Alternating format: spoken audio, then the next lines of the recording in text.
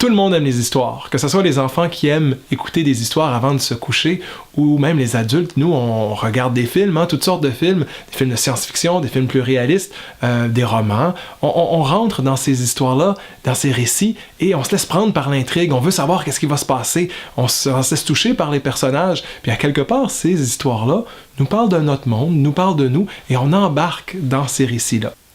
L'analyse narrative ou la narratologie aime étudier la manière dont ces récits-là sont construits. Parce qu'il y a plusieurs façons de raconter une histoire, vous le savez. Alors, comment est-ce que ce récit-là a été mis en place? Et je vais vous donner dans cette vidéo des éléments très spécifiques sur lesquels on peut porter notre attention pour mieux comprendre comment ce récit est construit. Premièrement, il faut faire une distinction. On n'est pas du tout dans une méthode historique. Dans l'exégèse biblique, l'historico-critique, c'était de savoir, qui était l'auteur de ce texte-là? Quelles étaient ses sources? Dans quel milieu ça a été construit? Bref, c'est un regard historique sur le texte. À quelque part, pour l'analyse narrative, l'auteur, on s'en préoccupe pas tellement. On va travailler le texte lui-même, comment il est construit, et aussi les effets que ce texte-là va avoir sur ses lecteurs dans une certaine mesure. Donc, voici 6 étapes importantes pour essayer de mieux comprendre la construction du récit. Le premier élément, c'est l'intrigue. Donc, il s'agit de voir c'est quoi la situation initiale. Il va y avoir un développement, il va y avoir quelque chose qui va se compliquer, un nouement, une action transformatrice, finalement un dénouement et une situation finale. Presque tous les récits vont fonctionner sur un schéma similaire. Alors donc, c'est de voir dans le récit qu'on étudie, quels éléments se retrouvent où, quel verset, quel chapitre se place à quel endroit dans ce récit-là. Il peut y avoir une intrigue générale sur l'ensemble d'un livre, comme il y a aussi des intrigues pour chacun des petits épisodes, qui vont avoir aussi des situations initiales, denouement, dénouement. Donc c'est de voir aussi comment est-ce que ces intrigues secondaires entrent en ligne de compte dans l'intrigue plus globale du récit. Deuxième élément qu'on peut surveiller, c'est la voix narrative, le narrateur, l'espèce de voix qui nous parle. Comment est-ce qu'il est construit, ce narrateur-là? Est-ce que c'est à la troisième personne, ou un narrateur qui sait tout de l'histoire, ou au contraire, est-ce que c'est un personnage en particulier? On peut prendre le film Forrest Gump, peut-être que vous vous en rappelez, on a un personnage qui raconte son histoire à une passante en attendant l'autobus, et tout comme la passante, nous, spectateurs, on embarque dans son récit. Donc, le narrateur peut intervenir de différentes façons. Des fois, il va faire des commentaires explicites. Dans les textes bibliques, il va avoir une citation qui explique quelque chose, une explication, dire tel rituel, c'est ça, l'explication d'un nom. Bref, le narrateur va souvent donner des indications au lecteur directement. Et ces indications-là, les personnages n'ont pas accès à ça. Des fois, il va donner des éléments au lecteur sans que les personnages le sachent. Par exemple, Genèse 22, au début, Dieu mit Abraham à l'épreuve. Là, on sait qu'est-ce qui va se passer, il va y avoir une mise à l'épreuve. Abraham, lui, il ne sait pas ça. Donc, est-ce que ça change notre regard sur l'histoire? On va appeler ça une ironie dramatique. Quand les spectateurs, les lecteurs, on a une information privilégiée qui nous permet de voir quelque chose se dérouler que les personnages ne voient pas. Le troisième élément à vérifier, c'est les personnages, justement. Alors, comment ils sont construits? Est-ce qu'ils sont plats, c'est-à-dire stéréotypés, ils pensent toujours de la même façon, réagissent de la même façon, ou est-ce qu'ils sont plus ronds? Est-ce qu'il y a une évolution dans ces personnages-là? Si oui, ça, c'est très intéressant de voir comment est-ce que le personnage évolue tout au long du récit. Donc, faites une liste des personnages, essayez de voir qu'est-ce qui caractérise chacun de ces personnages-là. Donc, c'est quoi leur rôle dans l'intrigue? Est-ce qu'il y en a un qui est le protagoniste, le héros? Est-ce qu'il y a des personnages secondaires, des personnages qui sont plutôt figurants? Mais même ces figurants-là, est-ce qu'ils jouent un rôle par rapport à l'intrigue? Qu'est-ce qu'on sait de ces personnages-là? Est-ce que c'est des éléments, est-ce qu'on les voit en action? En anglais, on dit le showing. Alors, on les voit en train de parler, on les entend parler, on les voit en train de faire quelque chose, ou est-ce que c'est le telling, un narrateur qui dit quelque chose à propos d'un personnage? Le début de l'évangile de Matthieu commence en disant livre des origines de Jésus-Christ, fils de David. Alors on a des informations, ça c'est dans le telling. Le narrateur nous dit qui est ce Jésus. Est-ce qu'ils ont des sentiments, ces personnages-là? Puis, nous aussi, en lisant ce texte-là, on va développer une certaine forme d'empathie pour certains personnages, de sympathie ou d'antipathie. Hein, qui va prendre le pharaon dans le livre de l'Exode comme un personnage sympathique? Non, il est construit pour être l'espèce de tyran qu'on n'aime pas, qu'on aime détester même. Et au contraire, Moïse, bon, il commence déjà, sa vie est en péril et il est sauvé des eaux. Bon, alors on va vouloir embarquer avec lui dans cette histoire et suivre l'histoire de son point de vue.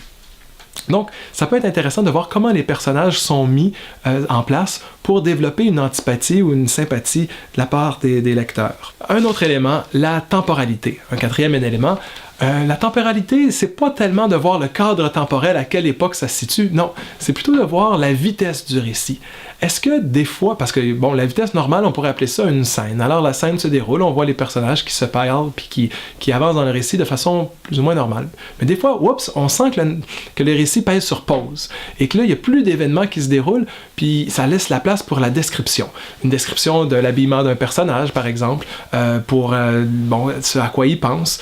Dans les livres bibliques, on va avoir, par exemple, dans le livre du Lévitique, il y a pratiquement pas d'action et on se met on est avec le peuple en Égypte en train de se déplacer vers la terre promise, mais bon, l'action s'arrête, puis on raconte, on met de l'avant toutes les lois.